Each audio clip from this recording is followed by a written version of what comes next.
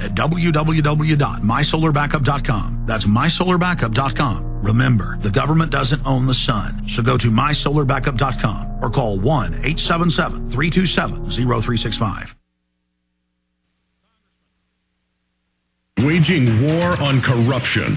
Alex Jones on the GCN Radio Network.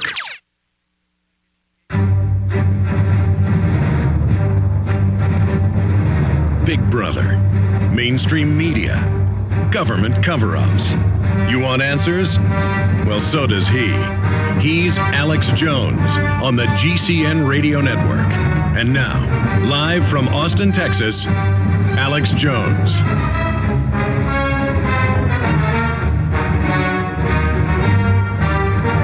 We always look forward to our once-a-month visit with Congressman Ron Paul. He's got to go in 14 minutes. I got my atomic clock to a key vote. Got to be in a committee room, so he's with us now. I'm going to move quickly. First off, Congressman, you won the straw poll at CPAC, proving that most of the Republicans are not warmongering neocons. You got 84% approval rating in Texas. You won by a record 80% in the primary, showing that America supports what you're doing. Can you comment on the fact that, your take on this? Well, I was very pleased and somewhat surprised, but it was a delight to have won that CPAC vote.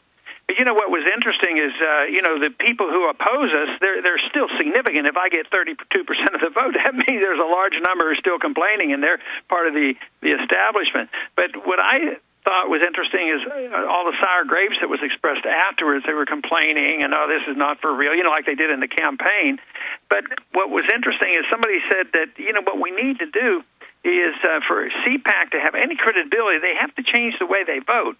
So somebody made the suggestion that nobody under 25 would be allowed to vote, which means, and you know it too, that there are a lot of young people who are interested in what we're talking about, and I think that's fortunate. The next generation is not later on, but currently they're inheriting this mess. So I'm delighted to talk to young people. But this whole idea that the people who don't like us challenging the status quo say, well, let's not let them vote next time. But I think that there's a lot of people who are coming our way every year. And in the last 2 or 3 years that there's been tremendous growth in our movement, and that makes me very encouraged.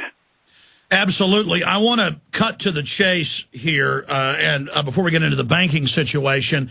A few months ago, you were speaking at a Campaign for Liberty event, and you threw the gauntlet down, as you did back in the 80s in some videos I've seen. You said we've had a CIA coup in America. They're bringing in the drugs. Most people don't know in 96, the CIA Inspector General before Congress admitted that.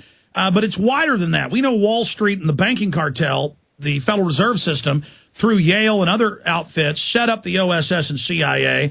And you came right out and basically said, this is our illegitimate government. And that ties into the banks engineering the financial collapse, now saying they're getting ready for an even bigger collapse sometime this year in a constitution of the world run by the banks, as Gordon Brown and others called for. Can you specifically speak to who runs the coup, who they are, and how we remove them? Because by openly coming out and really telling it like it is, we can cut to the chase. Well, I have trouble naming names because I don't know all the names, but the one thing I can verify is that the people who should have responsibility for our national security and intelligence gathering, the U.S. Congress, they have no idea what's going on, and that's the real problem. And it fits together, the secrecy of the CIA as well as the secrecy of the Fed. They control the money and they control secret government. People have referred to the CIA as a secret army for the president, but sometimes I wonder whether the presidents even have total control of the CIA as well, as many stories have been written about that. So it's something that I think the American people have to realize. We do know there's been evidence, brought forth that the CIA actually can own banks, and there's been fairly strong evidence that the CIA has been involved in drug dealing. There are times when I think the war in Afghanistan, we say it has to do with pipes and oil, gas pipeline and oil, and other commercial things, but the other commercial thing may be the drug trade. Maybe the CIA's in competition with the drug dealers over there because there's a lot of self-financing in these organizations. But I I don't take the position that I know all those answers, and I don't know everything that the Fed does. But my approach is that we, the people deserve, and the Congress has a responsibility to find out what they're doing.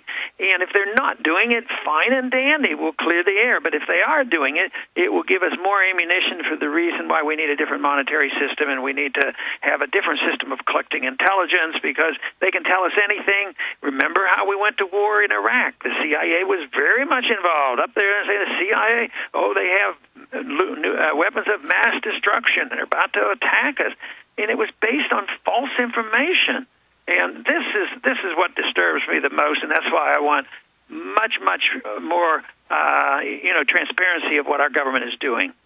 Well, those were strong statements you made a few months ago, and you just echoed them. But specifically, Congress, as you know, has had hearings in the 70s about the shadow government, continuity of government. The Homeland Security Committee in the House has not been allowed to see the full text of PDD 51. We know we've seen a 12-fold in the last 8-year increase in opium out of Afghanistan. We know that 2 years ago, a CIA aircraft that had been used for torture flights crashed in Mexico with pure cocaine, 3.5 tons, meaning coming directly from the source, uncut. I mean, this is just comes out in Mena, Arkansas, over and over again. And so when you talk about a coup over America, how do we ever ferret this out and remove it? I mean, do we start, as you've been calling for, an audit of the private Federal Reserve? Yeah, it won't happen until the people become really outraged. They are growing in their outrage, but it has to translate into different ideas and different respect for the Constitution, different people up here, and we're in the midst of this transition. And as the crisis worsens, the real challenge is will we end up with a dictatorship, or are we going to have people who are demanding, a republic and open government? And that might take another 10, 15 years to determine. But in the midst of a crisis, it's the worst time to present our views. So that's why we have to do our best to get as many people to agree with us as possible, so that in the rebuilding that we have some ideas about what the monetary system should be like and what our foreign policy ought to be like, which means that if we had a proper foreign policy, the incentive to have this